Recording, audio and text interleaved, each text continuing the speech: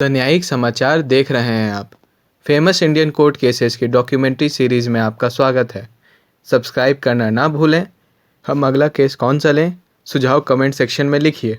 5 फरवरी 1979 की वो सुबह दिल्ली स्थित सुप्रीम कोर्ट ऑफ इंडिया के कोर्ट नंबर 3 में गहमा गहमी बढ़ी हुई थी, क्योंकि आज एक ऐसे केस की सुनवाई हो रही थी जो भारत के इतिहास की पहली जनहित याचिका यानी PIL पर आधारित थी। सुनवाई के दौरान सुप्रीम कोर्ट ने पाया कि प्रतिवादी बिहार सरकार उपस्थित ही नहीं हुई। तो ऐसा क्या कारण हुआ कि बिहार सरकार उपस्थित नहीं हुई? क्या वो अपने कर्तव्य से बचना चाहती थी या केस को ही अनदेखा कर रही थी? इसे समझने के लिए हमें दिसंबर 1978 से अब तक घटे घटनाक्रम को समझना होगा। आपातकाल खत्म हुए 1 वर्ष बीत चुका था।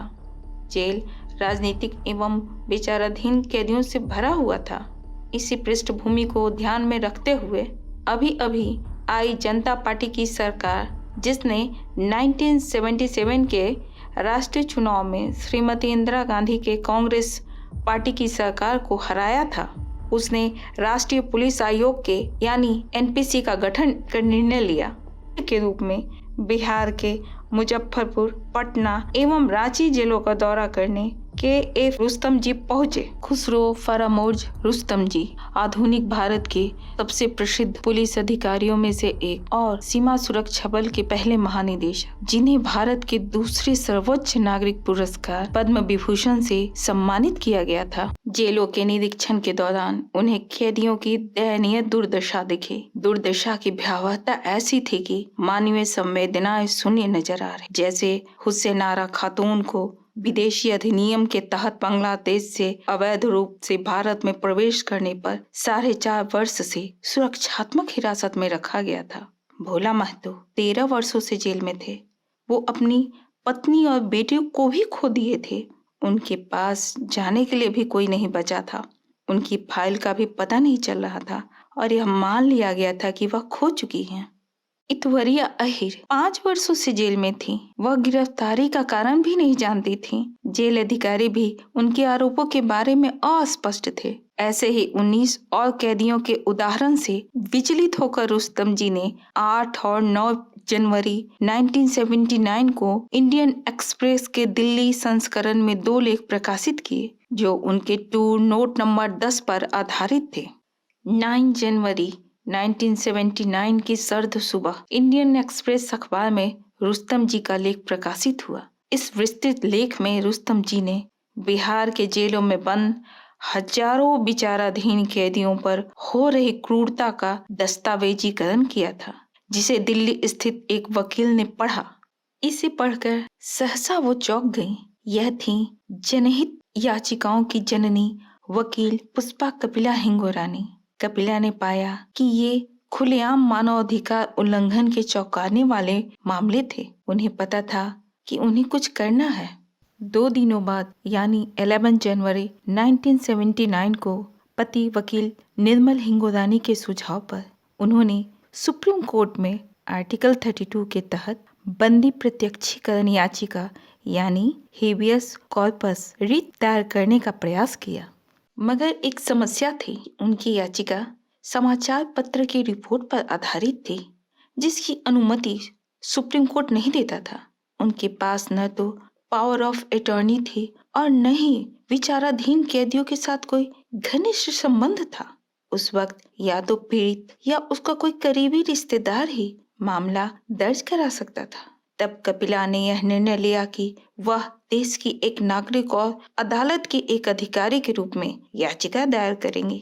हालांकि रजिस्ट्रार ऑफिस को इस पर आपत्ति थी, लेकिन उनसे अनुरोध किया गया कि याचिका को कार्यालय की रिपोर्ट के साथ न्यायालय के समक्ष सूचीबद्ध किया जाए। 5 फरवरी 1979 आज वही दिन था जब हुसैन आरा खातून और अन्य बनाम गृह सचिव बिहार राज्य की पहली सुनवाई 3 न्यायाधीशों की पीठ, जिनमें PN भगवती, RS पाठक और AD कौशल थे। अदालत ने उनकी दलीलों को असंतोषजनक पाया, क्योंकि विचाराधीन कैदियों को उन तारीखों पर पेश नहीं किया गया था जिस दिन उनको रिमांड पर लिया गया था। अदालत ने दूसरी दलील को भी अस्वीकार कर दिया क्योंकि राज्य जरूरत अनुसार अधिक विशेषज्ञों की नियुक्ति कर सकता था। राज्य अगली सुनवाई में उपस्थित हुआ जो 19 फरवरी 1979 को हुई, लेकिन उसने न तो याचिकाओं के अनियमितताओं और न ही रुस्तम जी द्वारा अपने लेख में उठाए गए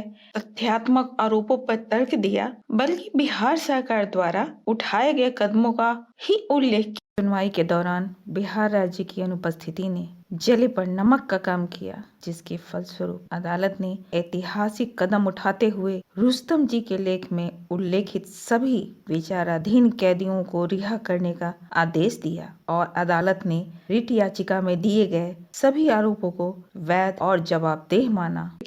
अपने जवाबी हलफनामे में दावा किया कि पहला, विचाराधीन कैदियों को आवश्यकता अनुसार मजिस्ट्रेट के सामने पेश किया गया है और उन्हें बार बार न्यायिक हिरासत में भेजा गया। दूसरा, लंबित मामलों की संख्या को सही ठहराने के लिए विशेषज्ञों से राय प्राप्त करने में देरी को कारण बताया गया। अदालत ने उनकी दलीलों को असंतोषजनक पाया क्योंकि विचाराधीन कैदियों को उन तारीखों पर पेश नहीं किया गया था जिस दिन उनको रिमांड पर लिया गया था। अदालत ने दूसरी दलील को भी अस्वीकार कर दिया क्योंकि राज्य जरूरत अनुसार अधिक विशेषज्ञों की नियुक्ति कर सकता था। 9 मार्च 1979 का वह निर्णायक दिन जो भारतीय न्यायिक व्यवस्था पर अपनी छाप छोड़ने वाला था। सुप्रीम कोर्ट ऑफ इंडिया के 3 न्यायाधीश की पीठ, जिनमें PN भगवती, RS पाठक एवं AD कौशल शामिल थे, अपने ऐतिहासिक निर्णय में आर्टिकल 21 की व्यापक व्याख्या की और कहा कि स्पीडी ट्रायल और लीगल एड यानी मुफ्त कानूनी सहायता हर नागरिक का मौलिक अधिकार है।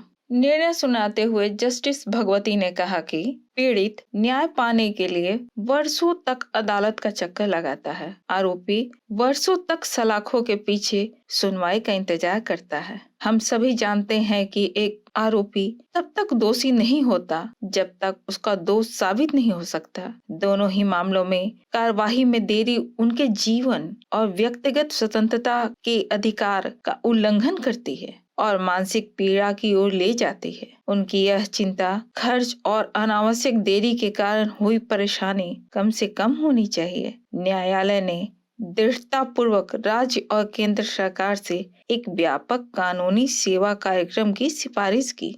सेना खातून केस कानूनी और न्यायिक प्रणाली के बीच पिस रहे 40,000 विचाराधीन कैदियों की कहानी थी, जिनकी रिहाई इस फैसले के बाद संभव हो सकी। यह पहली बार था जब अदालत ने एक सार्वजनिक उत्साही व्यक्ति को, जिसका इस मामले से कोई व्यक्तिगत हित नहीं था, एक वंचित समूह के मौलिक अधिकारों के लिए लड़ने की अनुमति दी।